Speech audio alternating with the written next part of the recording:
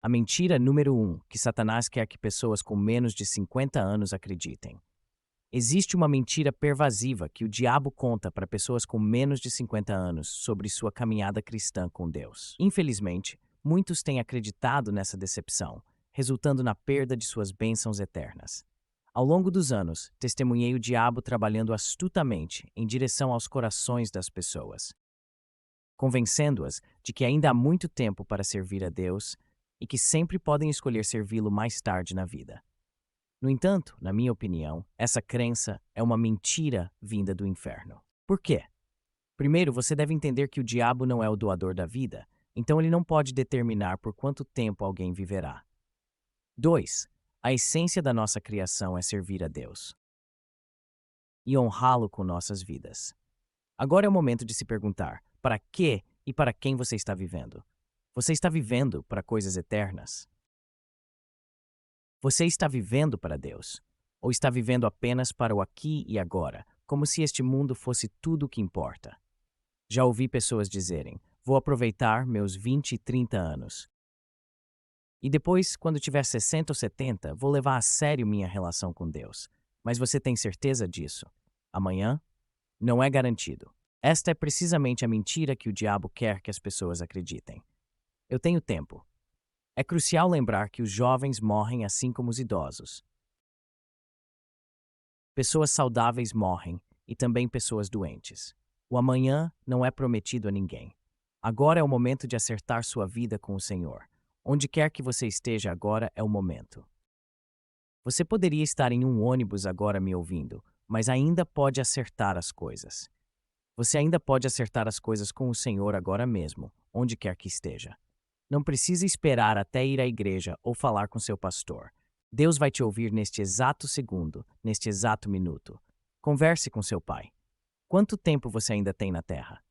Hoje é o dia de levar a sério sua relação com Deus, porque a velhice não é prometida a ninguém. Tenho me acostumado a ouvir as pessoas dizerem: vou servir a Deus melhor quando ficar mais velho. Vou fazer isso e vou fazer aquilo. Este é o engano que o diabo plantou no coração das pessoas, para afastá-los das coisas de Deus. Da vida é tão imprevisível. Seus planos nem sempre se concretizarão. Não é a história do tolo rico que fez planos para sua vida, para sua velhice, para sua aposentadoria, mesmo para seu 401k. Mas Deus rasgou esses planos. Ouça-me. Deus não opera em nossos planos. Ele opera em nosso plano e nossa programação. Operamos em seu horário e seu tempo. Lucas capítulo 12, versículos 13 a 21. Alguém no meio da multidão disse-lhe: Mestre, diga a meu irmão que divida a herança comigo. Respondeu Jesus: Homem que me constituiu juiz ou árbitro entre vós. Então ele lhes disse: Cuidado, esteja em guarda contra todos os tipos de ganância. A vida não consiste em abundância de posses. E contou-lhes esta parábola: O solo de um certo homem rico produziu uma colheita abundante. Ele pensou para si mesmo: O que devo fazer? Eu não tenho lugar para armazenar minhas colheitas. Então ele disse: Isso é o que eu vou fazer. Vou derrubar meus celeiros e construir outros maiores, e lá vou armazenar meu excedente grão, e eu vou dizer a mim mesmo: Você tem abundância de grãos depositados por muitos anos. Leve a vida fácil, comer, beber e ser feliz. Deus, porém, lhe disse: Louco, esta mesma noite te será exigida a vida. Então quem receberá o que você preparou para si mesmo? Isto é como será com quem armazena as coisas para si, mas não é rico para com Deus. É assim que muitas pessoas vivem suas vidas como se tivessem todo o tempo do mundo. Esta história exemplifica um homem que acreditava na mentira do diabo, que ele tinha tempo. No entanto, sem qualquer aviso, Deus disse: Você tolo. Esta mesma noite, sua vida será exigida de você. Sem aviso prévio. Então eu tenho uma pergunta. Você está sendo tolo? Você está colocando Deus no banco de trás para entrar em pecado? Para desfrutar os prazeres do pecado? Você está relegando Deus para buscar riqueza? Deus considera tais ações tolas. Trabalhar duro e acumular riqueza não garante uma vida longa. Da mesma forma, ser pobre não encurta sua vida. Por isso me diverte ver pessoas correndo atrás de coisas passageiras, na esperança de que isso preserve suas vidas. Você deve entender que sua expectativa de vida não é determinada pela sua riqueza, pois a vida humana não é medida pela abundância de posses, mas sim pela sua dedicação ao seu propósito. Portanto, eu exorto a dedicar sua vida a servir a Deus agora, porque agora é o melhor momento para fazê-lo. No mundo que cada vez mais prioriza o ganho material, a gratificação instantânea e a busca de prazeres pessoais, a verdade essencial de nossa existência frequentemente fica obscurecida. Somos lembrados através de narrativas comoventes e advertências divinas da natureza transitória da vida e da falácia da crença. Acreditamos que temos tempo ilimitado. A história do homem que caiu na armadilha da decepção do diabo, acreditando ter tempo de sobra apenas para ser confrontado com o julgamento de Deus, serve como um lembrete contundente dessa realidade.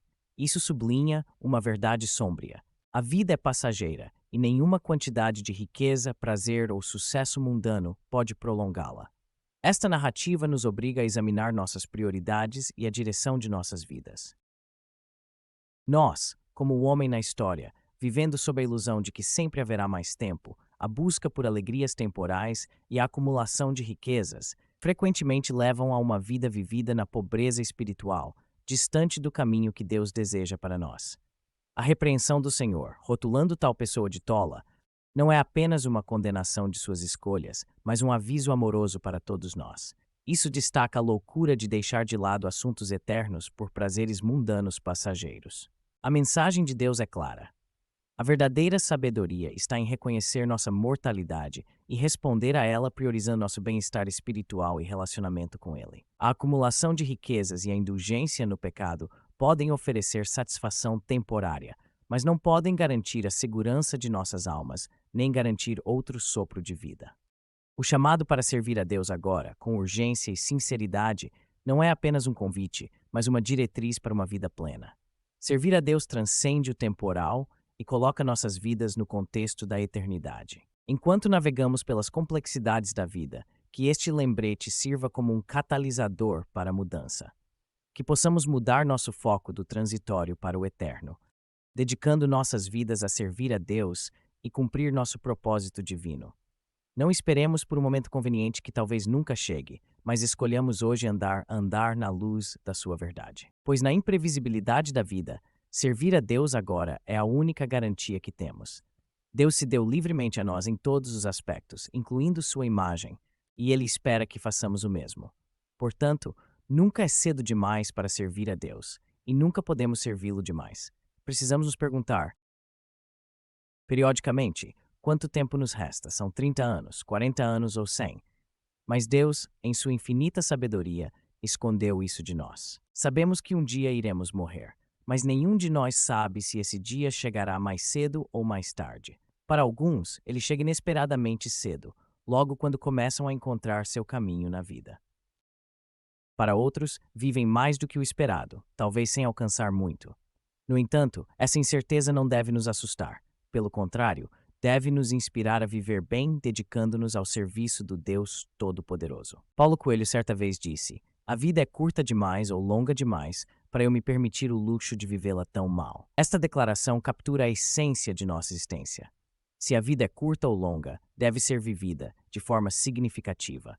A verdade é que não sabemos quanto tempo nos resta. Se soubéssemos, talvez levaríamos a vida mais a sério. Quanto tempo você tem é uma pergunta que você deve se fazer continuamente. Me espanta ver pessoas vivendo como se estivessem destinadas a viver para sempre, ou como se este mundo fosse o único lugar para o qual a humanidade foi criada, sem nada além. O que quero dizer com isso? Simplesmente, a Terra não é seu destino final. Você tem outro lar para retornar, uma casa onde suas ações e impactos aqui determinarão sua natureza. Agora cabe a você tornar essa casa um lugar de conforto ou um reino de dor eterna e condenação. Marcos 8,36 pergunta: "Pois que aproveita ao homem ganhar o mundo inteiro e perder a sua alma?" Qualquer pessoa que não tenha um relacionamento com Deus, infelizmente, entregou sua alma ao diabo. Além do fato de ninguém saber por quanto tempo está destinado a viver, também é certo que você não pode de repente começar a fazer o que não se treinou para fazer. A Bíblia diz em Provérbios 22:6: "Ensina a criança no caminho em que deve andar, e até quando envelhecer, não se desviará dele." Isso significa que para fazer qualquer coisa de forma qualitativa, você deve ter se treinado naquela coisa. Servir a Deus é uma das coisas que você deve ensinar a si mesmo o que fazer. Não precisa ser conveniente, você só precisa fazer. Servir a Deus na última parte da sua vida é uma função do treinamento que você deu a si mesmo. Se você não aprendeu a disciplina de servir a Deus em uma idade jovem, será difícil e quase impossível fazê-lo mais tarde na vida, porque você não se treinou dessa maneira. Tome, por exemplo, um homem que está acostumado com clubes de striptease, boates e cassinos e todo tipo de outros compromissos durante toda a sua vida. Um homem assim terá dificuldade em mudar seus caminhos e começar a frequentar os serviços da igreja. Reuniões de oração de repente, porque sua carne se lembrará. Aquele velho homem, você sempre vai querer voltar aos seus caminhos pecaminosos. Seus caminhos do passado. Todo pecado que você já cometeu é lembrado pela sua carne, e sua carne continuará querendo voltar àquela satisfação.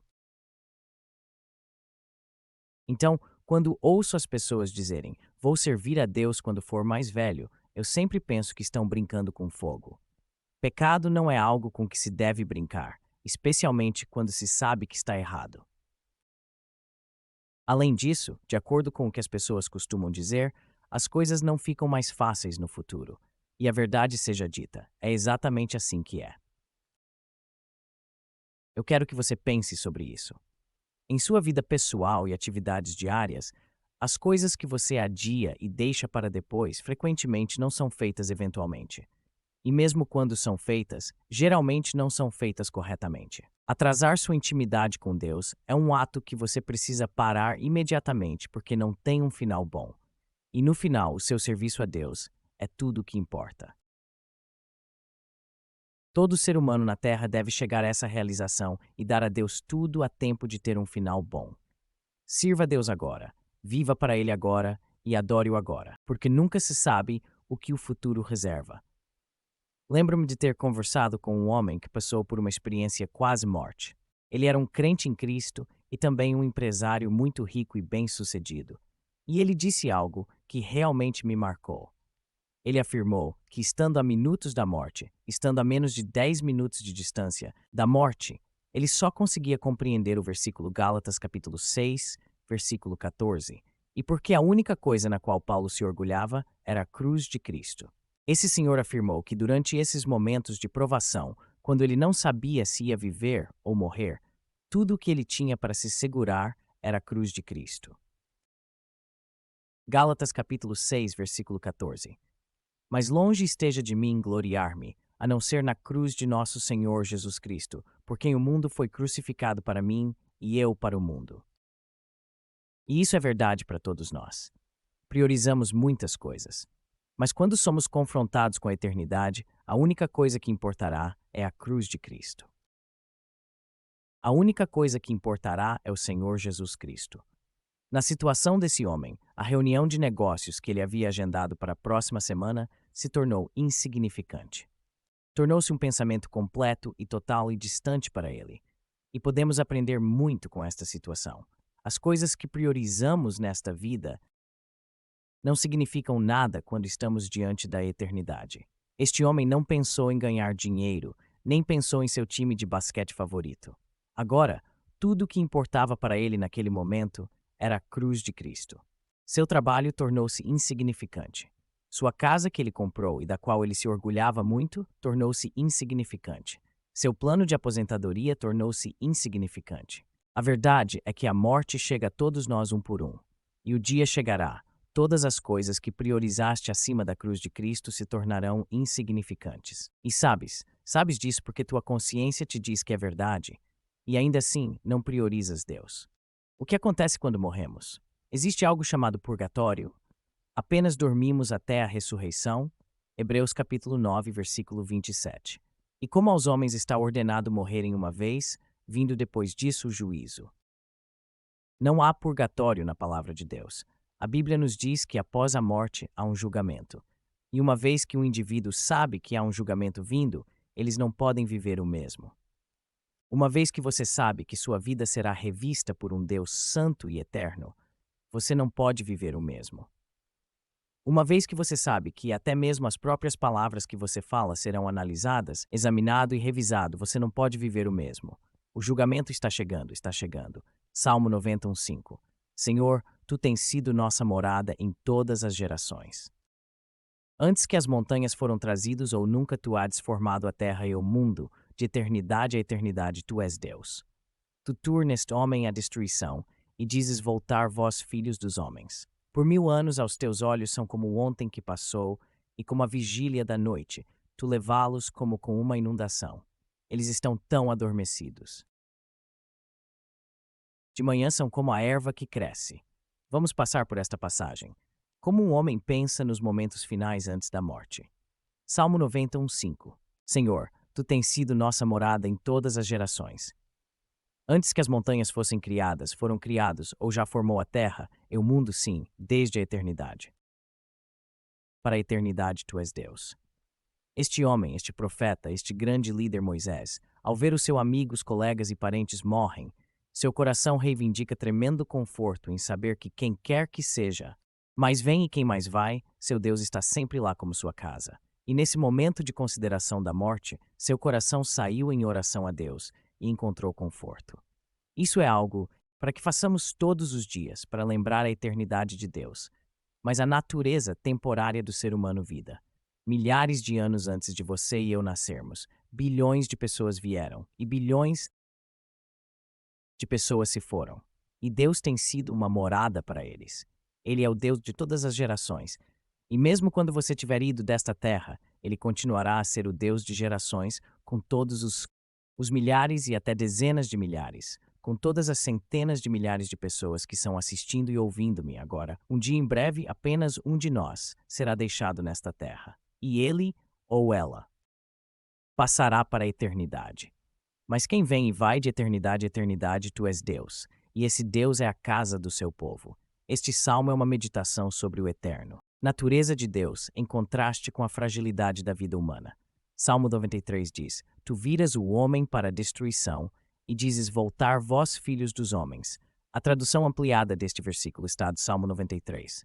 Você volta o homem ao pó, e diz volta à terra, filhos dos homens, ó filhos dos homens mortais.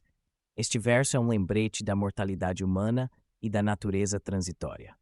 Da vida humana ação com a natureza eterna de Deus. A frase retornar ao pó ecoa o julgamento sobre Adão em Gênesis 3:19 após a queda, pois do pó é-se ao pó. Voltarás fala do destino comum de todos os seres humanos. Viemos do pó e ao pó voltaremos. Desta forma, o salmista reconhece o poder de Deus. Sobre a vida e a morte e a realidade de que a vida humana é passageira. Somos pó e ao pó voltaremos. Este único verso nos diz que sua vida e minha vida estão nas mãos de Deus. Por sua vontade e por seu chamado, nossos corpos serão instruídos a voltar ao pó. Para cada pessoa que já viveu e morreu, é o decreto de Deus que os removeu deste mundo. Por isso é importante lembrar que sua vida não está em suas próprias mãos. A parábola do rico insensato é uma história contada por Jesus no Evangelho de Lucas, especificamente encontrada em Lucas 12, 16, 21. Aqui está um resumo da parábola. As terras de um homem rico produziram uma colheita farta, tanto que ele não tinha espaço suficiente para armazenar seus produtos. Ele decidiu derrubar seus celeiros e construir maiores para armazenar todo o seu trigo e bens. Então ele disse a si mesmo que tinha muitos bens guardados por muitos anos e que poderia levar a vida com tranquilidade, comer, beber e se alegrar. No entanto, Deus lhe disse: Tolo, ainda esta noite te pedirão a tua alma. E o que tens preparado, para quem será? Assim é aquele que para si ajunta tesouros e não é rico para com Deus. Onde estiver o teu tesouro, aí estará também o teu coração. Estejam cingidos os vossos lombos e acesas as vossas candeias. Sede vós semelhantes a homens que esperam pelo seu Senhor, quando ele houver de voltar das bodas, para que quando vier e bater, logo lhe abram. Bem-aventurados aqueles servos a quem o Senhor, quando vier, achar vigiando, e controle percebido sobre sua vida. A duração da vida de alguém está em última instância não em suas mãos, está nas mãos de Deus. Você pode estar nesta terra por 1 minuto e no próximo estar na eternidade. O homem na parábola focou exclusivamente em sua riqueza e conforto, sem considerar seu bem-estar espiritual ou as necessidades dos outros. Sua vida lhe foi exigida inesperadamente. O julgamento está chegando. Está chegando. E sobre este julgamento há uma coisa que separa o destino eterno das pessoas. 1 Coríntios 1,18. Porque a palavra da cruz é loucura para os que perecem, mas para nós que somos salvos é o poder de Deus. Mais uma vez essa palavra cruz aparece. A cruz separa toda a humanidade, primeiramente mencionada em Gálatas 6,14, como sendo a única coisa na qual o apóstolo poderia se orgulhar.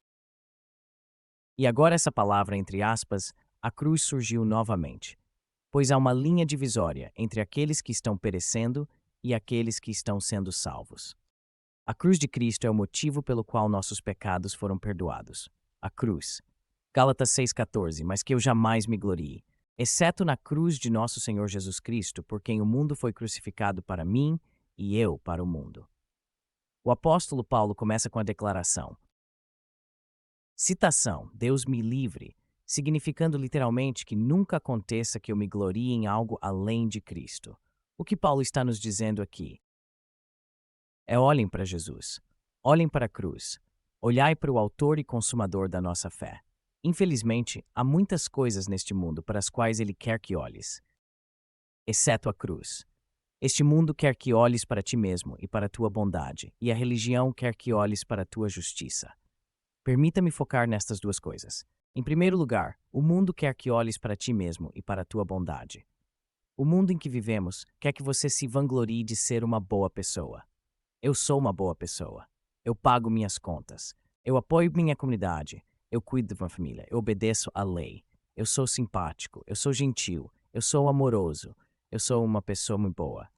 É assim que a maioria do mundo e os descrentes se veem como pessoas boas.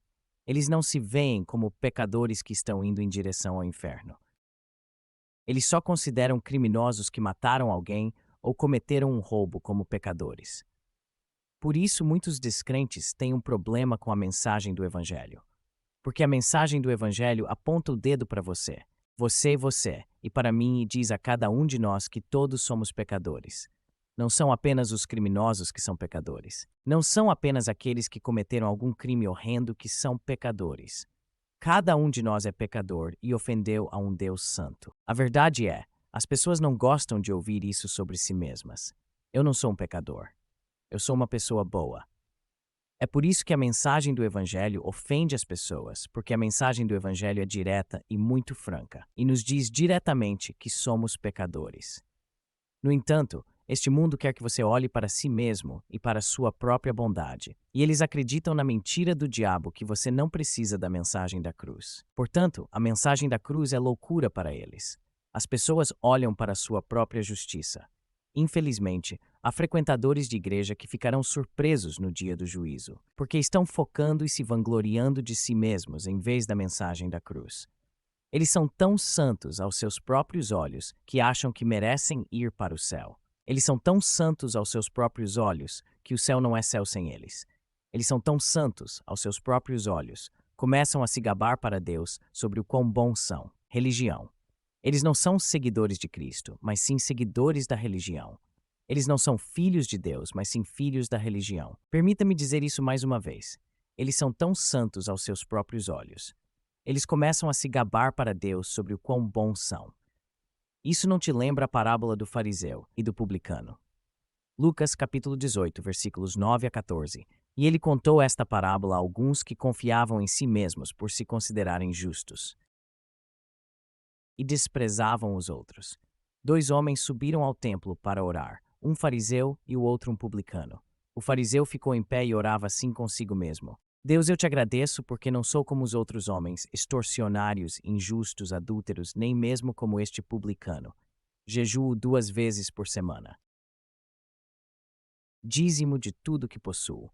E o publicano, estando em pé de longe, nem ainda queria levantar os olhos ao céu, mas batia no peito, dizendo: Deus, tem misericórdia de mim, pecador. Digo-vos que este desceu justificado para sua casa, em vez do outro, pois todo o que a si mesmo se exaltar será humilhado, e o que a si mesmo se humilhar será exaltado. Você vê este fariseu se exaltando? Ele teve a audácia de se gabar a Deus sobre si mesmo.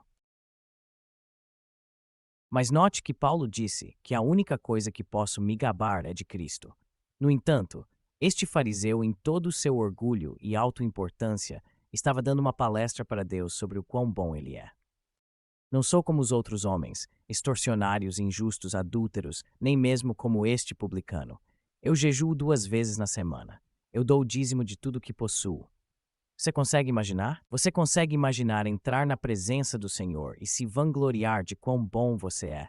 Você se lembra no ano em que o rei Uzias morreu? Isaías viu o Senhor assentado em seu trono? A primeira coisa que o profeta do Senhor disse após ver o Senhor foi, Isaías capítulo 6, versículo 5. Então eu disse, ai de mim, pois estou perdido, porque sou um homem de lábios impuros, e habito no meio de um povo de lábios impuros. Pois os meus olhos viram o Rei, o Senhor dos Exércitos. Isaías viu a sua própria pecaminosidade. No entanto, este fariseu prosseguiu e se vangloriou de si mesmo. Lembre-se do que eu disse anteriormente. Infelizmente, há muitas coisas que este mundo quer que você olhe, exceto a cruz. Este mundo quer que você olhe para si mesmo e sua bondade. 2, e a religião quer que você olhe para sua retidão. No entanto, o profeta aqui nos diz, Deus nos livre de nos orgulharmos de qualquer outra coisa. Gálatas capítulo 6, versículo 14. Mas Deus me livre de me orgulhar, exceto na cruz de nosso Senhor Jesus Cristo, por quem o mundo foi crucificado para mim e eu para o mundo. Dentro das cartas aos Gálatas, Jesus Cristo é mencionado mais de 40 vezes, o que significa que 1/3 dos versículos contém alguma referência a ele. Isso aqui é a vida cristã, e o apóstolo nos revela isso. A pessoa de Jesus Cristo cativou Paulo, e foi Cristo quem tornou a cruz gloriosa para ele. Foi quem Cristo é e o que ele fez por nós que tornou a cruz gloriosa para Paulo. Quem é Cristo e o que ele fez por nós? Cristo, o único Filho gerado de Deus. E o que ele fez foi viver uma vida perfeita e tornar-se a propiciação de nossos pecados. Ele morreu a morte de todas as mortes por nossos pecados. Faça um compromisso hoje de não ser como o mundo e se orgulhar de sua própria bondade. Faça um compromisso hoje de não ser como uma pessoa religiosa e se orgulhar de sua própria justiça. Mas faça um compromisso hoje ser uma criança de Deus que se orgulha da cruz de Cristo. Voltando ao homem sobre o qual falei no início do sermão. Quando a morte bateu à sua porta, e quando ele estava a apenas minutos longe do julgamento, tudo o que ele pôde se apegar foi Jesus Cristo e a cruz de Cristo. Esta é uma mensagem séria. Esta é uma mensagem humilde. Esta é uma mensagem séria. Hebreus capítulo 9, versículo 27. E como aos homens está ordenado morrerem uma vez, vindo depois disso o juízo, é um compromisso que todos os homens e mulheres devem cumprir. Quem marca o compromisso? Deus é quem marca o compromisso. E nem você nem eu sabemos quando será o seu compromisso ou o meu compromisso. Mas uma coisa é certa: a nomeação está chegando. Deus marcou uma nomeação para cada homem e cada mulher. Uma nomeação para cada menino e mulher, e a nomeação é chamada de morte. E quando esta nomeação chegar, o que realmente importará? Do que uma pessoa se orgulhará? Do que você está se orgulhando? Está se orgulhando de quão boa e maravilhosa é sua vida na terra? Está se orgulhando de quão bom e santo você é? Está se orgulhando de posses materiais? A dura e fria verdade. A dura e fria verdade que você não ouvirá na maioria dos púlpitos em nossa nação é a única coisa que importa e que importará para você. Quando estiver prestes a entrar na eternidade, é a cruz de Cristo. Apegue-se a Jesus enquanto ele se apega a você. Tudo o que importará naqueles minutos que antecedem a entrada na eternidade é o nome de Jesus, o doce nome de Jesus. Ele é o único caminho para o Pai. Ele é o único caminho para o reino de Deus.